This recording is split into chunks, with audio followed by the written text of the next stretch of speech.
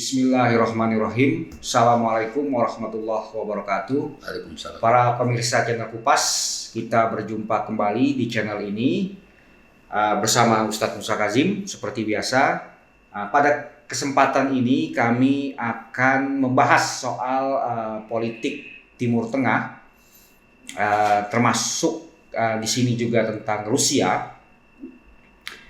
Ini tentang isu drone Iran, keterlibatan drone Iran dalam perang antara Rusia dan Ukraina, dan juga keputusan Saudi Arabia dan OPEC Plus mengkat atau memangkas produksi minyak hingga 2 juta barel per harinya. Baik, Ustadz, terima kasih telah hadir di channel kita lagi. Ini kita akan membahas pertama soal isu keterlibatan drone Iran dalam perang antara Rusia dan Ukraina. Kabar ini banyak disampaikan oleh media-media mainstream Barat dan juga digaungkan oleh akun-akun di media sosial yang memang akun-akun pendukung atau pengagum Iran. Bagaimana antum lihat sementara Iran sendiri justru berupaya membantah keterlibatan alutsista mereka apapun itu dalam perang di Rusia atau di Ukraina, antara Rusia dan Ukraina. Silakan. Pertama-tama mohon maaf kita tidak bisa lagi rutin mengadakan podcast ini kan. Ada kesibukan, terutama karena saya kuliah lagi, kembali kuliah dengan penuh tantangannya dan juga banyaknya tugas-tugas gitu. Nah, menjawab pertanyaan tentang keterlibatan drone Iran, kalau kita lihat narasi ini kan memang pertama dimunculkan oleh media Barat, terutama Amerika, karena memang akan digiring opini bahwa Iran ini negara yang ekspansionis, berwatak ekspansionis. Karena itu saya kira narasi yang sudah cukup lama ditanamkan dan diindoktrinasi atau dipropagandakan oleh media Barat supaya masuk dalam benak warga Barat secara umum, terutama warga Amerika, bahwa Iran ini sebuah rezim yang ekspansionis, imperialistik juga gitu. Tapi kan selalu dibantah. Bahkan ketika juga masalah terkait dengan isu Palestina, kelompok-kelompok perlawanan, kan memang mereka juga selalu mengatakan bahwa sebenarnya gara-gara Iran lah semua kelompok perlawanan ini ada, kira-kira begitu. Nah, ini memang bisa dilihat dari sisi bahwa enggak, ini dukungan moral Iran terhadap kelompok-kelompok perlawanan. Tapi kalau sudah masalahnya adalah dukungan militer, jadi berbeda kan. Kalau dukungan militer dan juga dukungan politik, selain dukungan Iran kan, berarti jangan-jangan kelompok-kelompok ini sebetulnya tidak genuine, bukan datang dari aspirasi rakyat, melainkan proksi dari suatu negara bernama Iran yang punya watak imperialis. Ini narasi yang dibangun. Sayangnya sebagian kita justru seolah-olah menggaungkan itu dalam rangka mungkin menunjukkan kehebatan Iran. Jadi dilema akhirnya Iran itu menghadapi dilema menurut saya. Dilemanya adalah kalau mengakui bahwa Iran membantu kelompok-kelompok perlawanan secara militer, akibatnya dugaan ekspansionisme itu menjadi terbukti atau tuduhan itu menjadi terbukti. Di sisi lain, kalau membantah juga harusnya membantah ya. Nah, tapi persoalan lebih parah lagi ketika masalahnya itu adalah dengan Rusia yang bukan kelompok perlawanan yang katakanlah mustad'afin dalam kategori itu, tapi negara besar yang punya segala macam persenjataan, kemampuan, produsen senjata terbesar di dunia, nomor 2 kalau salah setelah Amerika ya. Alutsistanya juga terkuat di dunia. Tiba-tiba ada narasi bahwa drone Iran yang dipakai dan dianggap sebagai inilah game changer atau yang mengubah peperangan ya. Yang semula digambarkan Rusia terpojok karena drone-drone ini, kemudian Rusia punya yang disebut sebagai tactical atau strategic advantage atau keunggulan dan keunggulan taktis dan strategis. Saya kira ini memang sudah dalam rangka untuk pertama menurut saya mengatakan bahwa Rusia itu negara lemah, nggak berhasil melakukan operasi militernya di Ukraina. dalam rangka untuk memperkuat narasi itu. Dan ini konsisten, mereka mengatakan, no, ini sekarang drone Iran lah yang mengubah permainan atau kekuatan Rusia di Ukraina. Bahkan sampai pada tingkat di mana terakhir itu ada tuduhan bahwa Rusia merekrut sebagian katakanlah penasihat militer Iran juga dari Afghanistan.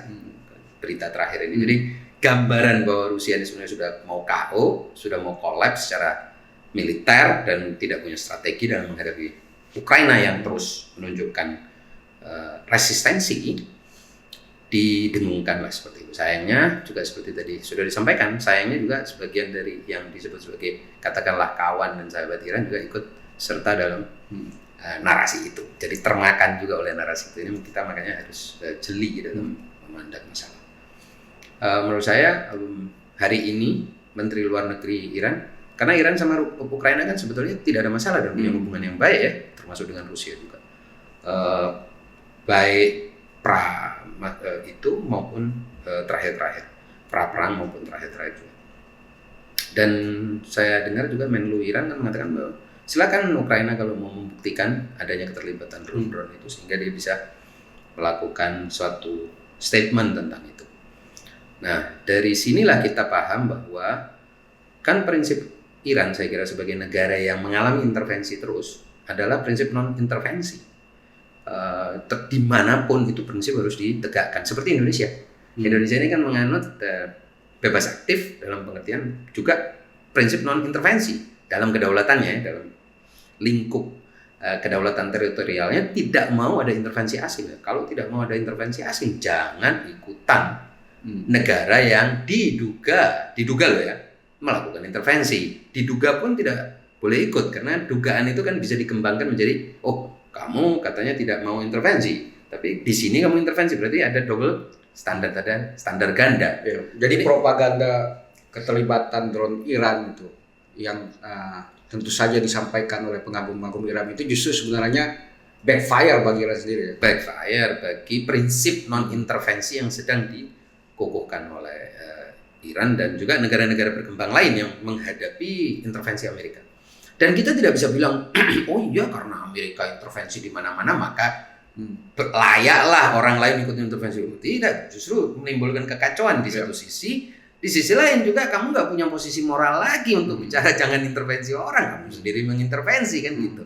Ini menurut saya berbahaya narasi ini. Akibatnya orang yang berbicara tentang non-intervensi ini atau pihak yang berbicara non-intervensi ini dianggap sebagai orang yang hipokrit atau munafik. Kamu intervensi, orang lain tidak boleh intervensi. Kamu menggugat intervensi Amerika, kamu sendiri intervensi. Jadi jangan sampai terjadi seperti itu. Jadi seperti Indonesia saya kira konsisten saja, tidak intervensi dimanapun. Nah itu dan harus dibuktikan bahwa tidak intervensi. Khususnya kalau masalah itu sudah sampai pada alutsista ya. Alutsista yang dipakai oleh negara lain yang diduga, lagi-lagi Rusia ini kan diduga melakukan intervensi terhadap Ukraina. Makanya saya kira dalam kaitannya dengan resolusi PBB terakhir ini yang resolusi bukan Dewan Keamanan, maaf, resolusi majelis ya. Meskipun itu kan non binding ya. Kan mengutuk Rusia, mengutuk intervensi Rusia, kan Iran termasuk negara yang bukan hanya abstain tapi dia tidak hadir. Karena kalau abstain berarti dia mendukung intervensi. Jadi tidak hadir sekalian. Indonesia mendukung resolusi itu. Kenapa? Karena Indonesia menolak intervensi. Makanya dia dianggap pro Amerika padahal tidak. Dia pro terhadap prinsip non-intervensi. Ini penting untuk kita pahami. Jadi dalam konteks ini kita mesti hati-hati ketika kita menyuarakan pandangan kita gitu. Karena bisa jadi merugikan pihak yang kita mau dukung. Karena pihak yang mau kita dukung ini justru menolak intervensi dan membantah adanya intervensi. Kok dilalah kata orang Jawa, kok tiba-tiba sekonyong-konyong kita yang mengatakan enggak, ya memang hebat drone-nya sudah bisa mengalahkan semua. Tidak bisa begitu. Nanti kamu akan dituntut pihak lain bahwa loh kamu mau menggugat Amerika, kamu sendiri pelan-pelan jadi Amerika baru. itu sangat buruk gitu bagi citramu, bagi prinsip moralmu, dan bagi juga tatanan dunia yang sedang kamu harapkan itu, yaitu negara seluruh dunia menahan diri dari melakukan intervensi gitu. Dan juga ya jargon tentang anti imperialisme, kalau negara ini juga ternyata imperialistik dalam pengertian ekspansionis, ya tidak ada bedanya nanti sama yang sudah ada ini kan gitu. Ya. Oke, Sar. Nah, selain Iran yang dituduh terlibat dalam perang di Ukraina, mendukung Rusia dalam konteks ini drone-nya, ada juga negara yang saat ini dianggap bersekutu dengan Rusia karena kebijakan OPEC Plus yang dipimpinnya, yakni Saudi Arabia, untuk memangkas produksi minyak hingga 2 juta barel per hari, sekitar 2%, yang dianggap menguntungkan Rusia dan perangnya di Ukraina karena akan meningkatkan harga minyak. Dan Rusia kebetulan juga berada di OPEC Plus. Jadi Amerika sangat marah, bahkan Presiden Biden sampai mengatakan bahwa akan ada konsekuensi bagi Arab Saudi. Demikian juga Uni Eropa juga sangat marah karena mereka sedang mengalami krisis. Amerika menghadapi inflasi hingga 8%. Kita tahu Uni Eropa menghadapi krisis energi gara-gara perang di Ukraina. Nah, ini menarik karena Arab Saudi ini kan kita tahu sekutunya Amerika Serikat. Sudah sejak lama. Bahkan kalau Amerika nih perang, Saudi ini selalu menjaga pasokan minyaknya kan, agar tidak ada gonjang-ganjing. Nah, ini menariknya sekarang justru Saudi ini seperti mencibir Amerika, istilahnya, mempermalukan Amerika Serikat. Bagaimana antum melihat atau menganalisis kebijakan OPEC Plus ini? Kalau saya melihat sebetulnya sejak naiknya putra mahkota Muhammad bin Salman MBS ditampuk kepemimpinan Arab Saudi, remaja ini ingin menunjukkan legacy dia sendiri. Jadi identitas dia berbeda dengan yang sebelumnya. Saya kira MBS ini seorang yang ingin menyatakan bahwa saya berbeda dengan yang sebelumnya. Saudi yang saya akan pimpin ini adalah Saudi yang tidak seperti Saudi sebelumnya.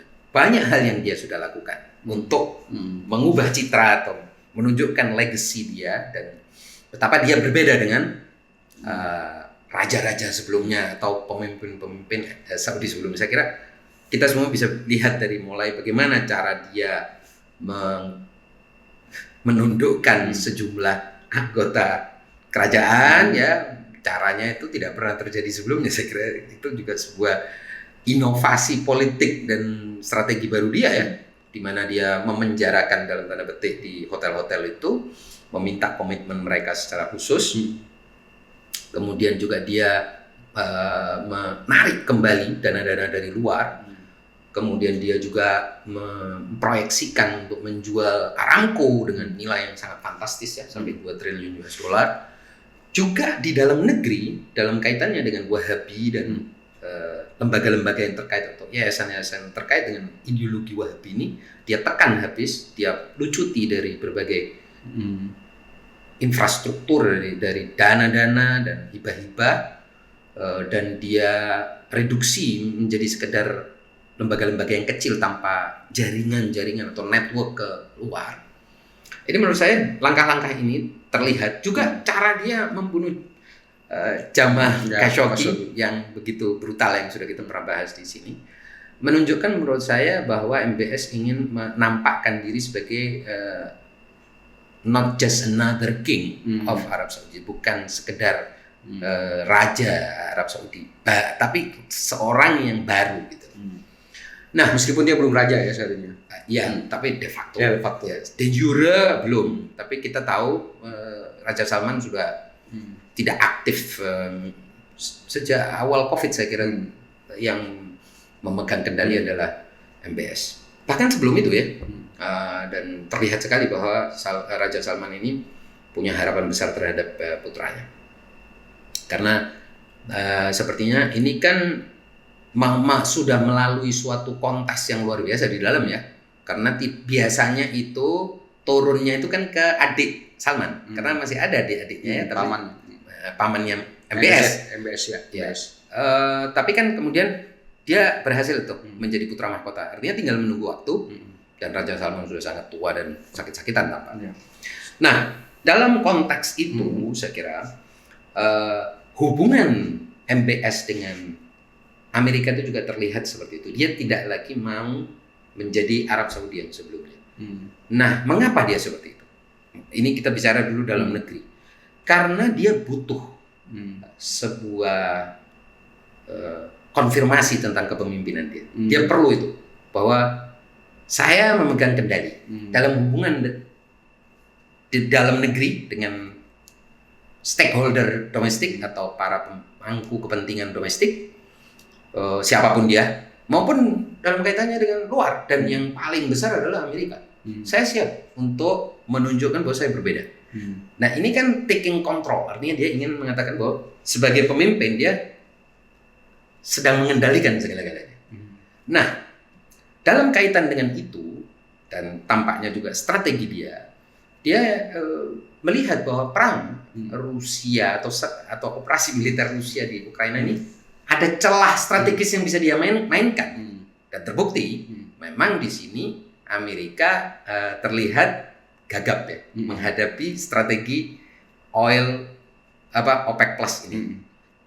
Karena dengan reduksi 2 juta barel, berarti sekitar 2% tadi Anda sampaikan, produksi minyak dunia itu turun, sementara demand lagi tinggi. Kenapa? Karena Rusia juga sudah disanksi oleh Amerika. Akibat serangan atau operasi militer Rusia, suplai minyak Rusia ini kan tersanksi, terkendala untuk didistribusikan, sehingga posisi Saudi sebagai anggota OPEC dengan produksi minyak tertinggi itu punya nilai yang signifikansi strategis yang mencuat. Ya, seharusnya Amerika berharap Saudi ini menjaga pasokan atau menggantikan pasokannya Rusia. Kan Rusia tiga terbesar. Produsen minyak terbesar ketiga. Tapi justru Saudi bermain dengan iramanya Rusia, bukan kemauannya Amerika. Menurut saya juga bukan dengan iramanya Rusia. Saudi sedang mencari posisi sendiri gitu ya. Karena selama ini kan dia dianggap sebagai klien Amerika murni, sebagai boneka Amerika, khususnya di Timur Tengah. Dia ingin mengatakan, enggak, saya bisa main sama Rusia, saya bisa main sama Cina, India, dan Rusia, Cina, India ya. Ya. Ini 3 serangkai ini kan pembeli minyak yang bisa menggantikan mungkin pembelian Amerika dan Eropa ya. Dia tampaknya sudah juga melihat bahwa dunia sudah tidak lagi seperti dulu, unilateral, di mana Amerika ada di puncak kekuasaannya. Sekarang kekuasaan global atau global power ini, kekuatan global ini sudah lebih terdistribusi, dan akan muncul sebuah dunia multipolar atau multipolar yang di situ ada banyak pemain yang sama-sama punya pengaruh yang kuat ya. Kalau dulu kan hanya satu Amerika yang kuat. Nah, Saudi ingin menjadi salah satu dari pemain. Minimal dia punya leverage di minyak.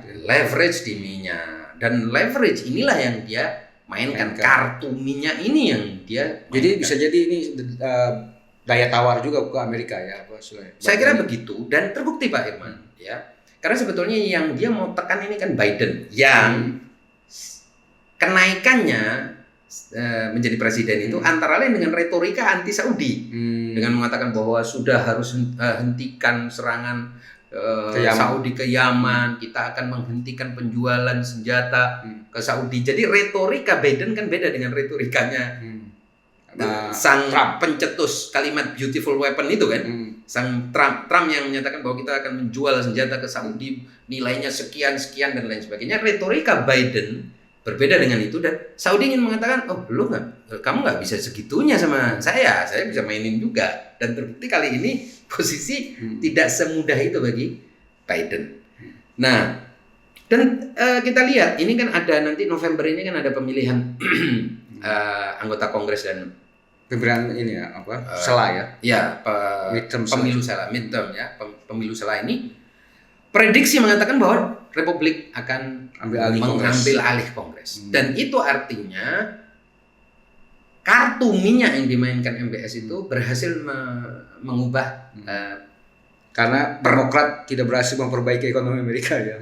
Dan diambang resesi, diambang sudah masuk inflasi tapi mungkin kalau resesi tidak lah ya. Minimal diambang stagnasi ekonomi dan lain sebagainya, prediksi-prediksi buruk tentang ekonomi Amerika. Nah, saya kira ini yang sedang dimainkan oleh MBS. Juga MBS ini kan ingin mengatakan begini, Pak. Kembali ke MBS ya. Kalau kita lihat MBS ini kan juga punya ambisi untuk membangun Arab Saudi 2030 yang dia sebut sebagai visi 2030 itu. Diantaranya dia bikin kota yang memanjang ratusan kilometer di tengah-tengah padang pasir dan katanya kemana-mana cuman perlu waktu 5 menit 6 menit gitu ya dari di koridor yang panjang itu. Ada layer-layer ya, layer transportasi publik, layer. Betul. Dan itu visi dia tentang Arab Saudi. Nah, saya kira Arab Saudi ini akan mencari celah itu dan melihat sekarang ini adalah waktunya untuk dia memainkan kartu minyak. Nah, dulu kan kalau tidak salah saya lupa apa namanya. Dulu kan ada semacam kesepakatan antara Amerika Serikat dan Arab Saudi bahwa Arab Saudi harus menjual minyak mereka dalam bentuk dolar, sementara sebagai konsekuensinya atau imbalannya Amerika Serikat membantu Arab Saudi dari ancaman-ancaman eksternal melalui penjualan senjata. Nah, apakah Arab Saudi tidak takut kalau nanti memang benar-benar diboikot seperti yang akan yang diancam oleh Kongres Amerika Serikat, bahwa konsekuensinya akan diboikot penjualan senjata ke Arab Saudi. Dan kita tahu Arab Saudi sangat membutuhkan persenjataan karena mereka merasa terancam dari tetangga-tetangganya. Ya, jadi kesepakatan yang dikenal dengan Bretton Woods itu 1945 itu Pak Irman, kan sudah lama sekali, sudah 77 tahun ya. Saya kira kesepakatan yang diteken pasca Perang Dunia Kedua itu terlihat sudah usang. Artinya dunia sudah tidak seperti itu lagi karena kesepakatan itu dibangun ketika Amerika adalah pemenang utama dari Perang Dunia Kedua. Kita harus ingat itu. Dan banyak prediksi mengatakan bahwa operasi militer Rusia di Ukraina ini adalah suatu momen pencetus tatanan dunia baru yang akan berbeda dengan tatanan dunia pasca Perang Dunia Kedua. Karena sebetulnya kan Rusia ini berhadapan dengan seperti yang sudah sering kita bilang ya, perang ini di Eropa. Kita harus ingat, ini perang bukan di Timur Tengah, di Eropa. Jadi praktis Rusia itu sedang menghadapi Amerika plus NATO plus Eropa secara keseluruhan. Kalau dia berhasil menjalankan rencananya, artinya Eropanya akan berubah, akan ada kocok ulang di sini. Aliansi-aliansi, koalisi-koalisi itu akan terkocok ulang otomatis di antara Eropa. Mungkin negara-negara Eropa ada yang mulai berpikir realistis dan pragmatis, sudahlah kita nggak usah dukung Ukraina, biar itu Ukraina urusan Rusia, tapi yang penting kita dapat suplai minyak dan gas. Ada yang berpikir enggak, idealisme Uni Eropa, bangsaan dan lain sebagainya, kita harus bertahan dan ini akan memperpanjang perang dan kita masih punya Amerika. Ini masih negosiasi, ini masih terjadi menurut saya. Tetapi pada akhirnya menurut saya kalau melihat dari kegigihan atau keteguhan Rusia, nampaknya perang ini akan tetap menjadi suatu momen perubahan tertentu. Perubahan kecil atau besar terserah. Yang jelas ketika ada perubahan itu akan ada efek domino terhadap perubahan-perubahan lain. Di antara perubahan yang mungkin sedang terjadi adalah bahwa dolar itu tidak lagi menjadi satu-satunya mata uang seperti yang tercatat dalam perjanjian Bretton Woods itu. Sebagai the world currency itu tidak lagi seperti itu karena Rusia menyatakan mau menjual gas dan minyaknya dalam rubel dan jangan lupa Rusia adalah negara ketiga produsen minyak.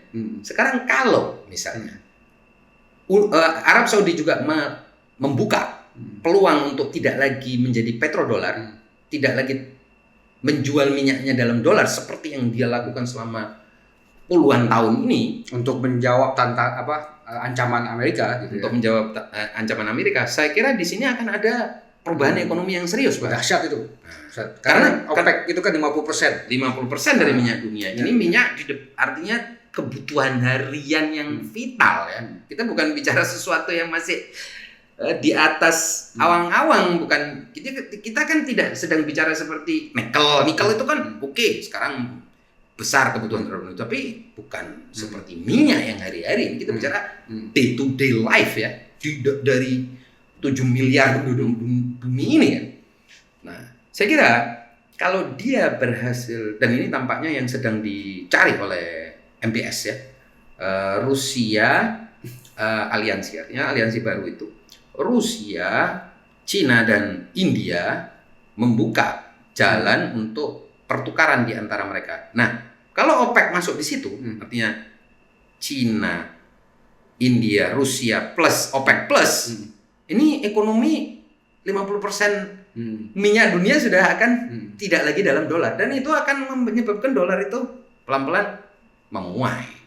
Otomatis tidak lagi solid currency, hard currency yang seperti itu, sudah menjadi soft dan mungkin softer ya. Dan ini bisa ya, maksudnya ini bisa ini peluang ya Pak Irman ya. Kita bukan bicara hari ini itu akan terjadi, tapi kita melihat ada semacam bayang-bayang seperti itu, atau aba-aba atau lamat-lamat kita bisa melihat. Artinya Amerika juga bisa melihat yang antum lihat itu. Artinya mereka nggak bakal sungguh-sungguh mau menjatuhkan konsekuensi terhadap Saudi Arabia kan? Nggak semudah itu. Kita tahu. Mereka juga berpikir, wah kalau mereka jual minyak pakai rubel, habislah kita gitu kan. Habis. Jadi sebenarnya ancaman itu hanya dan gertak aja. Ya, selain minyak, Saudi itu kan juga punya reserve dalam dolar, dalam jumlah yang berapa triliun ya, cukup besar kan, dalam jumlah yang cukup besar yang kalau dia alihkan itu ke Cina misalnya, ini kan, nah, dan kalau kita lihat MBS, Saudi di bawah MBS ini sudah mulai diversifikasi investasi, bukan lagi minyak. Enggak, barat sentris. Maksudnya ya. tidak lagi barat sentris. Dia mulai membuka dengan Cina, mulai membuka dengan Indonesia, Asia Tenggara, dan itu artinya diversifikasi ini akan menyebabkan perubahan. Jadi sebenarnya yang punya leverage itu sebenarnya Arab Saudi ya. Enggak juga. Tidak juga gini kan. Ketika berhadapan dengan Amerika Serikat, mereka sebenarnya lebih punya advantage. Kalau dibilang lebih, saya kira enggak, karena hubungan Amerika dengan Arab Saudi ini kan way back, ya, sudah terlalu lama gitu. Tetapi minimal Arab Saudi ingin mengatakan, saya ini ada loh, saya punya sesuatu, saya punya bargaining chips ya, saya punya kartu yang bisa saya mainkan kalau macam-macam. Jangan dianggap cuma ekor doang. Jangan cuma dianggap boneka anak kecil, seperti yang sering diceritakan dalam media, yang bisa di whip ya, bisa dipecut kemudian akan kabur. Saya kira itu yang ingin dikatakan oleh MBS. Tapi menarik Pak Irman, Arab Saudi ini juga dibangun sebagai sebuah monarki kan dibangun di atas suatu kewibawaan militer yang militernya semuanya Amerika. Kalau dia mau mengubah itu, merombak infrastruktur militernya mulai dari pesawat tempur, persenjataan yang high tech maupun low tech dan lain sebagainya. Sistem dan budayanya kan sudah budaya senjata Amerika ya. Nah, ini problem. Plus juga menurut riset Brookings saya baca, 85% atau bahkan 90% warga negara Arab Saudi itu melihat Amerika itu favorable, melihat Amerika itu sebagai kawan. Dan kalau tidak salah, mahasiswa Saudi di Amerika itu jumlahnya nomor 3 terbesar atau nomor 4 terbesar di seluruh Amerika. Artinya mahasiswa asal Saudi. Dan ini menunjukkan hubungan yang sudah bersifat kultural, bukan lagi struktural. Tetapi permainan MBS membuktikan bahwa dia bisa bermain, satu. Kedua, dan buktinya adalah Republik akan menguasai. Dan saya kira kalau Republik menguasai Kongres, menguasai, artinya lebih akrab lagi, akan berubah lagi kebijakan Amerika. Nah, tetapi kan ya karena Biden juga mempersoalkan yang Khashoggi itu kan. Jadi sangat renggang sekarang hubungannya. Iya, dan terlihat sekali Arab MBS khususnya saya lihat itu beberapa kali cuman mengutus Menlu dan mengutus orang-orang tidak langsung dia. Jadi ini ada kaitannya dengan politik domestik Amerika juga ya? Iya. Dan MBS ini belajar Pak bahwa kamu kalau deal sama Amerika itu harus deal sebagai orang kuat. Kalau kamu berurusan dengan Amerika sebagai orang lemah, kamu akan dipermainkan tanpa ada hasil. Saya kira itu. Dan jangan salah, bisa-bisa Trump ini yang akan nanti menang pada pemilu 2024 atau 25 ya. Pokoknya pemilu berikutnya ada kecenderungan saya 2024, lihat. ya. Nah, saya lihat kecenderungannya Biden ini kalau dia mencalonkan aja. Mencalonkan. Kan dia lagi menghadapi kasus juga nih. Enggak, saya kira dia akan mencalonkan untuk menghindari kasus-kasus itu. Justru dia harus mencalonkan supaya dia terhindar dari berbagai kasus. Ala kulli hal itu kan yang saya maksud tuh MBS kali ini ingin mengatakan bahwa dia tidak segampang itu untuk ditekuk lutut gitu ya. Nah, dan kartu ini ada. Tetapi ada sisi lain Pak Irman yang saya melihat ini positif. Artinya OPEC Plus yang di dalamnya adalah kebanyakan adalah negara-negara regional Timur Tengah punya strategi yang sama. Ini sesuatu yang sangat kita harapkan. Ini maksudnya yang saya tanyakan terakhir ini apa positifnya? Ya, positif sekali kalau menurut saya buat Timur Tengah. Minimal sekarang itu Amerika tidak melihat suatu Timur Tengah yang fraktal, yang terpecah belah sehingga dia bisa mainkan semua masalah sektarian, konflik konflik geopolitik dan sebagainya. Tidak lagi seperti itu. Dan ini bisa dilihat dari apa? Arab Saudi sekarang menjalin hubungan dengan Suriah lagi, begitu juga dengan Uni Emirat menjalin hubungan dengan Suriah, dan apalagi Qatar lebih dulu. Dan ini negara-negara produsen minyak semua ya. Nah, kemudian dengan Iran juga tampaknya ada semacam pendekatan, dan ini menunjuk dengan Irak pastinya sudah sangat dekat. Bahkan Irak lah yang menjadi mediator hubungan antara Arab Saudi dengan Iran. Artinya Timur Tengah ini kalau menyatu minimal dalam strategi ekonomi, ini jadi sesuatu yang sangat positif bagi dunia Islam maupun dunia ketiga. Dan Indonesia ini menurut saya bagi saya paling berpotensi untuk mendapatkan manfaat terbesar dari realiansi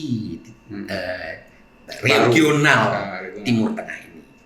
Mengapa? Karena Indonesia adalah negara yang stabil dengan penduduk terbesar, dengan potensi pasar yang sangat besar, dan masyarakat yang sangat siap menerima perbedaan. Nah, ini menurut saya bagus sekali. Tapi bagaimana Seth? Ini terakhir.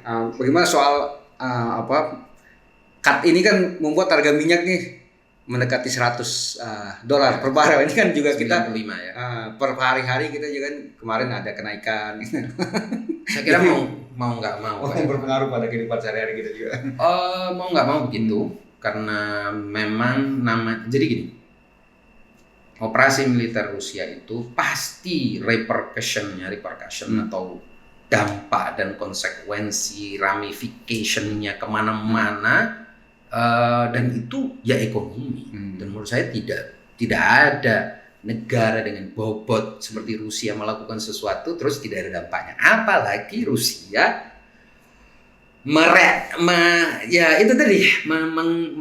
mempenetrasi gitu loh ya, mempenetrasi Timur Tengah, OPEC Plus, dan juga mempenetrasi Cina, dan Cina tampaknya juga lagi renggang dengan Amerika. India juga lagi haus energi.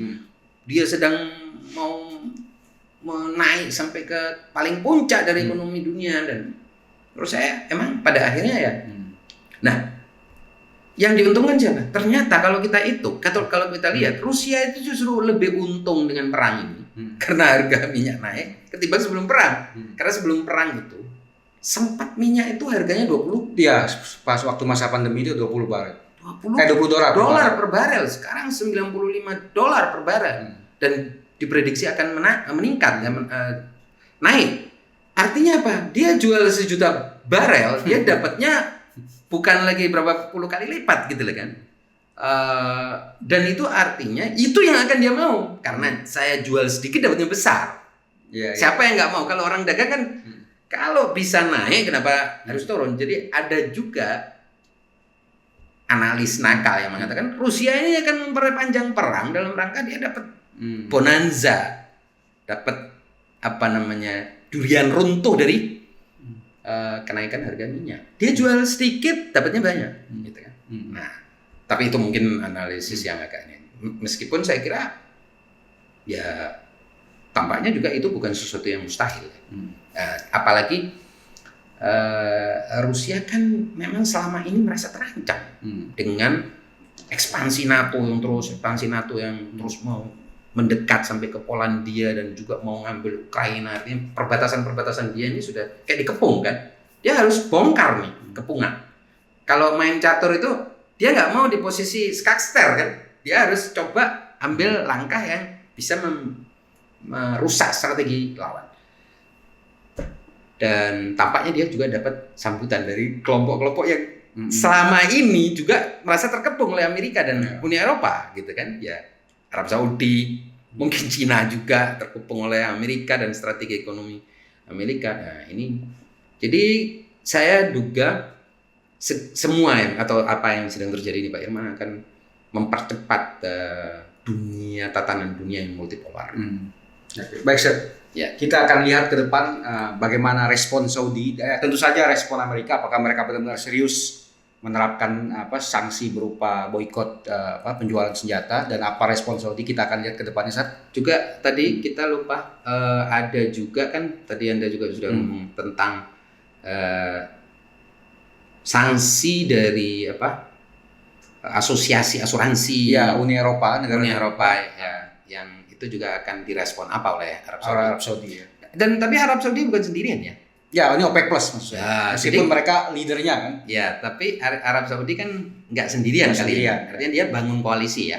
Dan kalau sanksi itu kepada OPEC Plus, wah mental itu sanksi. Tapi sejauh ini pernyataan pejabat Amerika nggak bisa. Hanya Saudi. Itu di situ Amerika. Statementnya. Ya, di situ Amerika kan ingin single out, istilahnya dia mau tembak satu orang. Tapi menurut saya nggak bisa karena ini sudah sebuah menarik melihat perkembangan dan respon-respon Saudi terhadap ancaman itu. Demikian para pemirsa sekalian, obrolan kami tentang dua topik yang sedang hangat di Timur Tengah dan juga dunia yang terkait dengan Timur Tengah, tentu saja yakni isu drone Iran di perang Rusia di Ukraina, dan juga tentang pemotongan produksi minyak dunia oleh OPEC Plus dan dampaknya terhadap Amerika Serikat dan Uni Eropa dan juga dunia tentu saja. Demikian kami mohon maaf jika ada kekurangan. Wabillahi taufiq wal hidayah. Wassalamualaikum warahmatullahi wabarakatuh.